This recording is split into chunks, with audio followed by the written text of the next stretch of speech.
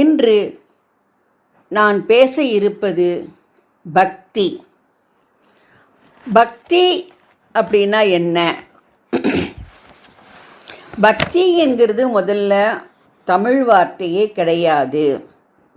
அது சான்ஸ்கிரிட் வேர்டு. அது அப்புறம் ஆழ்வார்கள் பாடல்கள் அன்பு, காதல், உண்மையான பக்தி. பக்தி என்ற சொல்லுக்கு ஆங்கிலத்தில் மிஸ்டிசிசம் என்று சொல்வார்கள். தமிழில் இறை பொருளினிடம் தம்மையே அடைக்கலமாக தந்து பக்தி அல்லது தியானம் மூலம் இறை அனுபவத்தை பெறுபவர் என்றும் சாதாரண அறிவிற்கு அப்பாற்பட்டதாகிய ஆன்மீக உண்மைகளை உணர முற்படுவர் அப்படின்னு இதுக்கு ஒரு விளக்கம் சொல்லலாம். நிச்சயமாக மேலே சொன்ன விளக்கம் 2-3 முறை படித்தால்தான் புரியும்.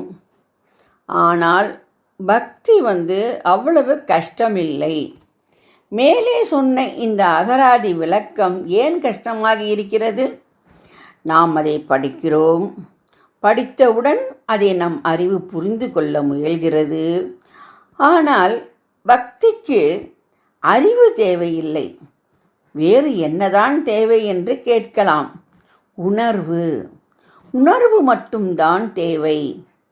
உணர்வு வர நமக்கு தேவை நம்பிக்கை, கேள்வி கேட்காத நம்பிக்கை. மெதுவாக இது என்ன என்று பார்க்கலாம். முதலில் அறிவு வேறு, உணர்வு வேறு என்பதை நன்றாக புரிந்து கொள்ள வேண்டும்.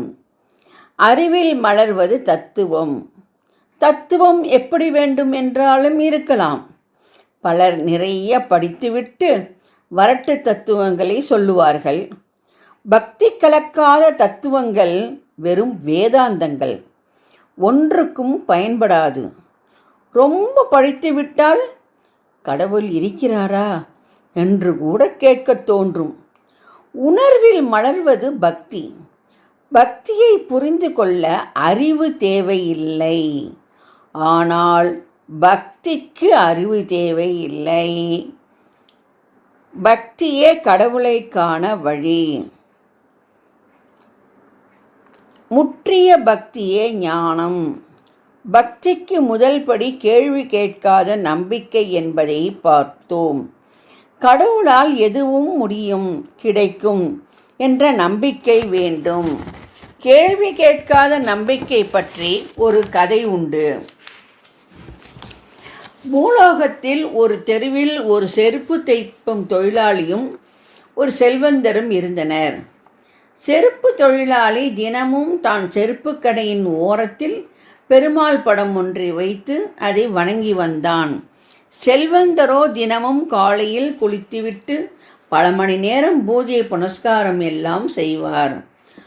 ஒரு நாள் நாரத முனிவர் விஷ்ணுவை பார்த்து, அந்த செல்வந்தர் மிகுந்த பக்திமானாக இருக்கிறார். தினமும் உங்களுக்கு பல மணி நேரம் பூஜை எல்லாம் செய்கிறார். அவருக்கு ஏதாவது செய்யக்கூடாதா என்றார்.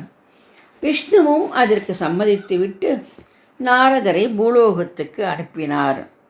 போகும்போது நாரதரை பார்த்து, நீங்கள் கீழே சென்று நான் நாராயணனிடமிருந்து வருகிறேன் என்று செல்வந்தரிடமும் சொல்லுங்கள். அவர் தற்பொழுது நாராயணன் என்ன செய்து கொண்டிருக்கிறார் என்று கேட்பார். அதற்கு நீங்கள், நாராயணன் தற்போது ஓர் ஊசியின் காது வழியாக யானையை நுழைத்து கொண்டு இருக்கிறார் என்று பதில் சொல்லுங்கள் என்று சொல்லி அனுப்பினார். அப்படியே அந்த செருப்பு தைக்கும் தொழிலாளியும் போய் பார்த்துவிட்டு வந்துவிடுங்கள் என்று சொல்லி அனுப்பினார் விஷ்ணு.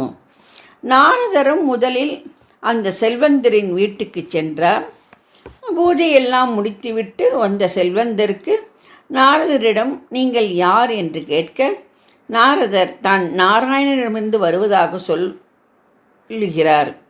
அதற்கு அந்த செல்வந்தர், தற்போது நாராயணன் என்ன செய்து கொண்டிருக்கிறார் என்று கேட்க, நாரதரும் நாராயணன் ஓர் ஊசியின் காது வழியாக யானையை நுழைத்து கொண்டு இருப்பதை பார்த்ததாக சொல்லுகிறார். அதற்கு அதே செல்வந்தர், அது எப்படி முடியும், இது என்ன நடக்கிற காரியமா என்று கேட்கிறார். நாரதர் அடுத்தது அந்த செருப்பு தொழிலாளியை பார்க்கச் சென்றார். அவரிடமும் இதே சம்பாஷணை நடைபெற்றது. ஆனால் கடைசி பதிலுக்கு அந்த செருப்பு தைக்கும் தொழிலாளி, இதில் என்ன விந்தை, ஒரு பெரிய ஆலமரத்தை சின்ன விதையில் அடக்கியவர், பிரபஞ்சத்தை தன் வாயில் காண்பித்தவர், அவருக்கு யானையை ஊசி நுழைப்பது என்ன பெரிய விஷயமா என்று பதில் சொன்னார். இது வெறும் கதை. ஆனால் இதில் நாம் புரிந்து கொள்ள வேண்டிய தத்துவம் என்ன? பக்திக்கு கேள்வி கேட்காத நம்பிக்கை அவசியம். அவன் உயர்வானவன் என்ற நம்பிக்கை வேண்டும். இதுவே முதல் படி. இந்த கேள்வி கேட்காத நம்பிக்கை உருவாக என்ன செய்ய வேண்டும்? ஒரே வழிதான் இருக்கிறது. நாம் அவனிடம் பக்தி கொள்ள வேண்டும். அதற்கு அவன் அருள் வேண்டும். அவன் அருளின்றி அவனுக்கு பக்தி செலுத்தக்கூட நம்மால் முடியாது. இறைவன் உண்டு என்பவர்களுக்கும் இல்லை என்பவர்களுக்கும் அவரவர் நம்பிக்கைதான் காரணம். இதை மிக எளிமையாக கவியரசர் கண்ணதாசன் சொல்லுவார். தெய்வம் என்றால் அது தெய்வம், சிலை என்றால் வெறும் சிலைதான், உண்டென்றால் அது உண்டு, இல்லை என்றால் அது இல்லை, இல்லை என்றால் அது இல்லை. வணக்கம்.